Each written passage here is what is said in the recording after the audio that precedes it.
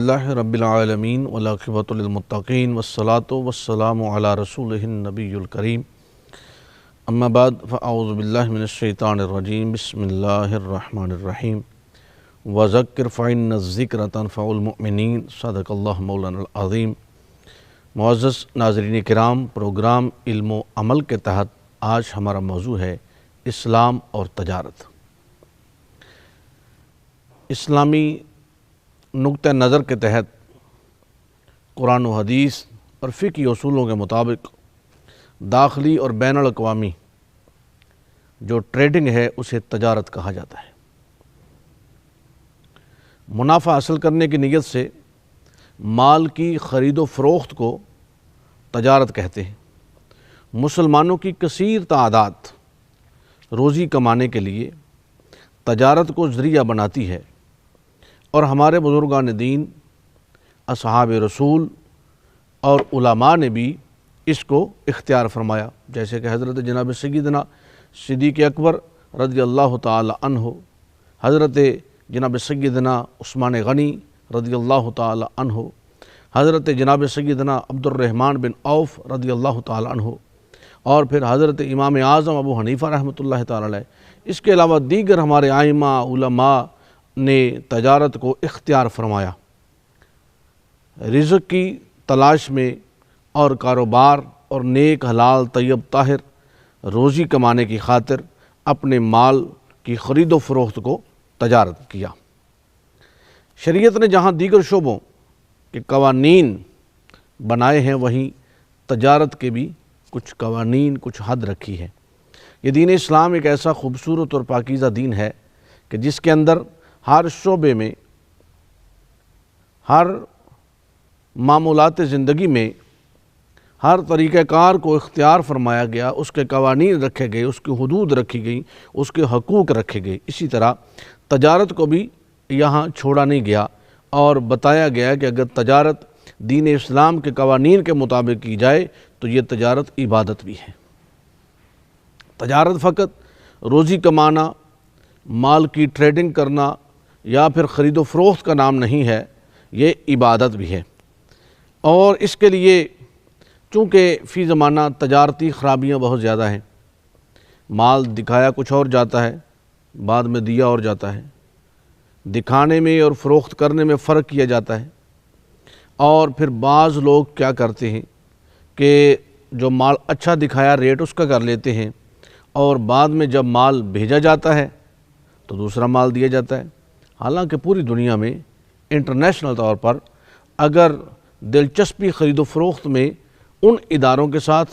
ان فیکٹریوں کے ساتھ، ان تاجروں کے ساتھ رکھی جاتی ہے جو کہ لین دین میں جو دکھاتے ہیں وہی دیتے ہیں، وہی فروخت کرتے ہیں، جس کا ریٹ کرتے ہیں وہی چیز سامنے آتی ہے، اور ان میں لوگ لینے میں دلچسپی اختیار کرتے ہیں۔ ان ملکوں سے مال خریدا جاتا ہے کہ جن ملکوں میں ٹریڈنگ جو ہے وہ اچھے اصول و ضوابط کے ساتھ کی جائے۔ آج بحیثیت مسلمان تاجر ہمارے لیے لازم یہ ہے کہ ہم جب تجارت کے اصول، تجارت شروع کرتے ہیں، تجارت کو اختیار کرتے ہیں، کاروبار شروع کرتے ہیں، تو اس سے قبل ہم تجارتی قوانین کا مطالعہ بھی کریں کہ قرآن و سنت کے تحت ہمیں اس تجارت کے لیے کیا حکم دیا گیا۔ آج مسلمانوں کی اکثریت اپنے معاملات یعنی خرید و فروخت کی درستگی کا اہتمام نہیں کرتی۔ حالانکہ کاروبار کی پاکی، معاملات کی ستھرائی کا شعبہ انتہائی اہمیت کا حامل ہے۔ اس کا تعلق بیک وقت اللہ رب العزت کے حق کے ساتھ بھی ہے اور بندوں کے حقوق سے بھی ہے۔ اگر لین دین میں خیانت واقع ہو اور حصول رزق کے لیے ناجائز ذرائع کو اختیار کیا جائے تو اس طرح اللہ کی بھی نافرمانی ہوگی اور کسی نہ کسی بندے کی بھی حق تلفی ہوگی۔ حالانکہ ہمارا دین حسن معاشرت پر بہت زور دیتا ہے، حقوق العباد پہ زور دیتا ہے۔ اللہ رب العزت ہمیں اس بات کی سخت وعید فرماتا ہے کہ جب لوگوں کے ساتھ معاملات کیے جائیں تو اس وقت سچائی کے ساتھ، امانت داری کے ساتھ، اور حضور علیہ الصلوۃ والسلام نے فرمایا سچے اور امانت دار تاجر، ان کا حشر نبیوں اور صدیقوں اور شہیدوں کے ساتھ ہوگا۔ جو تجارت میں سچائی کو اختیار کرتے ہیں، جو بات کرتے ہیں اسی پر لوگوں کو جو ہے وہ مال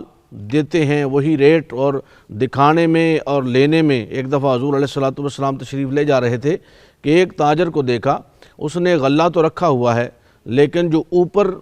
غلہ ہے وہ اور ہے اور جو نیچے ہے وہ کچھ نمی شدہ ہے۔ تو حضور نے فرمایا کہ جو مال میں ملاوٹ کرتا ہے وہ ہم میں سے نہیں ہے، یعنی جو اوپر ہو وہی نیچے ہو۔ ایسا نہ ہو کہ اوپر تو انار بڑے اچھے لگائے گئے ہوں، اوپر تو جو ہے وہ سیب بڑے اچھے لگائے گئے ہیں، لیکن جب اس کو کھولا جاتا ہے تو اس کے نیچے سے خراب دانے نکلنا شروع ہو جاتے ہیں۔ سچائی اور دیانتداری سے کام کرنے کا آخرت میں تو فائدہ ہے ہی، لیکن دنیا میں بھی اس کے بہترین نتائج نکلتے ہیں۔ اور جو صحیح تاجر ہے، جو تجارت کے اصول کو سمجھتا ہے، جو مکمل طریقے سے کاروبار کے اصول و ضوابط کو جانتا ہے، اس کو دنیا میں بھی فائدہ ہے، وہ ہمیشہ اس کا نام چمکتا ہے۔ لوگ کہتے ہیں فلاں دکاندار، فلاں تاجر جو ہے وہ بات سچی کرتا ہے، جو دکھاتا ہے وہی مال دیتا ہے۔ اب آخرت کا فائدہ اپنی جگہ، لیکن اب اس کے گاہک جو ہیں ان میں اضافہ ہو گیا۔ اب جو اس کی دکان پر اس کے مال لینے کے لیے لوگ آ رہے ہیں، خرید و فروخت کرنے کے لیے، وہ پھر دوسروں کو بھی بتاتے ہیں کہ بھائی فلاں کے پاس گئے تھے، اس نے دکھایا کچھ اور تھا، دیا کچھ اور ہے، لیکن فلاں دکاندار ہے، ہم اس کے پاس جائیں گے، وہ جو دکھاتا ہے وہی دیتا ہے، اور اس کا ریٹ، اس کے دام بھی مناسب ہوتے ہیں۔ اب یہاں یہ فرمایا گیا کہ اس کی تجارت چمکتی ہے، اس کا نام چمکتا ہے، کس کا؟ جو سچ پر مبنی گفتگو کرتا ہے، جو اپنے مال تجارت کو صرف تجارت سمجھ کر نہیں بلکہ عبادت سمجھ کر لوگوں کے ساتھ خرید و فروخت کے معاملات کرتا ہے، اس کا آخرت میں فائدے سے قبل اس کو دنیا میں بھی فائدہ ملتا ہے۔ نبی پاک علیہ الصلوۃ والسلام کی بارگاہ ناز میں عرض کیا گیا کہ یا رسول اللہ کون سی کمائی زیادہ پاکیزہ ہے؟ تو حضور علیہ الصلوۃ والسلام نے فرمایا آدمی کا اپنے ہاتھ سے کام کرنا اور اچھی خرید و فروخت کرنا، یعنی خیانت نہ کرے، خرید و فروخت کے معاملے میں وہ اس بات پر کمپرومائز نہ ہو۔ اور پھر دوسری بات یہ ہے کہ حقوق العباد کے زمرے میں سب سے بڑی بات یہ بھی تجارت میں بھی آتی ہے کہ ہم اللہ کے بندوں کو دھوکہ دہی دے رہے ہوتے ہیں، اور اس وقت ہم یہ سوچ رہے ہوتے ہیں کہ میں نے گاہک کو، بھائی یہ 10 روپے کی چیز تھی، میں نے قسم اٹھا کر اس کو 1000 کا فروخت کر دیا ہے۔ اچھا اس وقت تو قسم اٹھا کر 1000 کا فروخت کر دیا ہے، لیکن ہم نے کبھی یہ سوچا ہے کہ میں اتنا زیادہ اس پر پرسنٹیج لے کر، جو کہ قرآن و سنت مجھے اس بات پر حکم نہیں دیتا، اور یہ رزق میں اپنے بچوں کے لیے لے کے جا رہا ہوں، اب ان کو حرام کمائی کا میں لقمہ دے رہا ہوں، تو اس میں کیا ہوگا؟ آج فی زمانہ، کیونکہ میں دنیا پھرنے والا آدمی ہوں، لوگوں کے گھروں میں جو بگاڑ نظر آ رہی ہے نا، موسٹلی لوگ ڈپریشن کا شکار ہیں، اولاد ان کے کہے میں نہیں۔ بڑے بڑے تاجر مالدار لوگوں کو میں نے دیکھا کہ کاروبار بہت ہے، تجارت بہت ہے، لیکن اس کے باوجود اطمینان قلب نہیں، سکون قلب نہیں ہے، ان کی اولاد ان کے کہے میں نہیں ہے، اولاد اپنی منمانی کرتی ہے، والدین خود پریشان ہیں، اور ہزارہا روپے کی میڈیسن، ادویات ہر ماہ اس کے پاس آ رہی ہیں، وہ لیتا ہے لیکن اس کے باوجود اسے سکون نہیں ملتا۔ تو اس کی سب سے بڑی وجہ ناظرین کرام یہ ہے کہ وہ جو حرام کمائی کے لقمے اولاد کے شکم میں اور پھر اس کے مال میں جمع ہو رہے ہیں، اور پھر اس کو اطمینان کیسے ملے کہ جو لوگوں کے ساتھ دھوکہ دہی کرتا ہے۔ ایک مقام پر فرمایا گیا ہے کہ جو لوگوں سے دھوکہ کرتا ہے نا، وہ لوگوں سے دھوکہ نہیں کر رہا ہوتا، وہ خود سے دھوکہ کر رہا ہوتا ہے۔ وہ بھی اللہ کے بندے ہیں، وہ بندہ یہ سمجھتا ہے کہ میں نے اس کو اس طرح کر لیا ہے۔ میں ایک دفعہ ایک دکاندار کے پاس بیٹھا تھا، تو اس نے میرے لیے جوس منگوا لیا، تو اب اس نے میرے بیٹھے بیٹھے وہاں ایک چیز فروخت کی 200 روپے کی۔ اب تھوڑی دیر کے بعد وہ جوس پی لینے کے بعد پھر اس کے پاس گاہک اسی چیز کا آیا، تو اس نے اس کو 300 میں فروخت کر لیا۔ تو میں نے اسے کہا کہ میاں دیکھیں، آپ نے اتنا بڑا دھوکہ کیا ہے کہ ابھی تو یہ چیز 200 کی دے رہے تھے، اور ابھی میرے بیٹھے بیٹھے آپ نے یہ 300 کی دی ہے۔ تو وہ بڑا مسکرا کے ہنس کے کہنے لگا کہ میں جوس کے پیسے پورے کر رہا ہوں۔ ناظرین کرام، یہ بات میرے سنانے کا مقصد یہ ہے کہ لمحہ فکریہ ہے ہمارے تاجر بھائیوں کے لیے، دکانداروں کے لیے، اور خرید و فروخت کے معاملات میں کہ ایک آنے والا گاہک جو ہے سادہ لو، اور آج فی زمانہ تو ایک بہت بڑا جو ہے بہانہ بھی بن گیا ہے کہ بھئی مہنگائی بڑھ رہی ہے، مہنگائی دن بدن بڑھ رہی ہے، ٹریڈنگ میں جو ریٹس ہیں وہ بڑھ رہے ہیں۔ اچھا یہ سب کچھ اپنی جگہ ہے، لیکن ہم نے یہ تو دیکھیں کہ ہم نے اللہ رب العزت کی بارگاہ میں پیش ہونا ہے، اللہ کے حضور پیش ہونا ہے۔ بھئی وہاں 10 روپے بڑھتے ہیں، ہم دکان پر اپنے جو ہمارا اڈا ہے، فروٹ ہے، کچھ بھی ہے، اب یہ رمضان المبارک ہے تو اب منڈیوں میں جا کر دیکھیں، فروٹ کی شاپس پہ آ کے دیکھیں، اس کے علاوہ اب کسی بھی دکان پہ چلے جائیں تو ایک سادہ سی بات دکاندار کے منہ پہ ہوتی ہے، جی رمضان آ گیا، پیچھے سے مہنگا ہو گیا ہے۔ بھئی مہنگا تو ہوا ہے، لیکن اس پرسنٹیج کے مطابق آپ لوگوں کے ساتھ کریں۔ اب یہ غریب سادہ لو عوام جو ہے اس وقت یہ مہنگائی کا طوفان بدتمیزی ہے، اور ہم سب مل جل کر ایک دوسروں کے، ہم سب مسلمان ہیں، صاحب ایمان ہیں، اور مومن کا اس طرح ہے جیسے جسم کا حصہ ہوتا ہے۔ ایک مومن دوسرے مومن کے ساتھ ایسے ہے جیسے جسم کا ایک حصہ ہوتا ہے، اگر یہاں ایک بازو کو چٹکی جو ہے وہ کاٹی جائے تو دوسرے تک اس کی تکلیف پہنچتی ہے، بلکہ پورے بدن میں تکلیف پہنچتی ہے۔ لیکن آج شوم یہ قسمت کہ ہم کیوں اس پہ عمل نہیں کر رہے،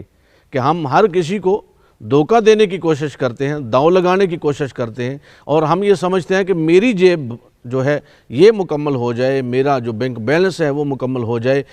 میرے گھر کا چولہا جل جائے، میرا بجلی کا بل پورا ہو جائے۔ لیکن یہ بھی تو دیکھیں وہ جو گاہک ہیں، وہ غریب لوگ ہیں، وہ سادہ لوگ ہیں، ان کے ساتھ بھی ان کو کچھ فائدہ دیا جائے۔ حضور علیہ الصلوۃ والسلام نے فرمایا خیر الناس من ینفع الناس، بہترین لوگ وہ ہیں جو دوسرے لوگوں کو فائدہ دیتے ہیں۔ بحیثیت تاجر، بحیثیت دکاندار، بحیثیت ایک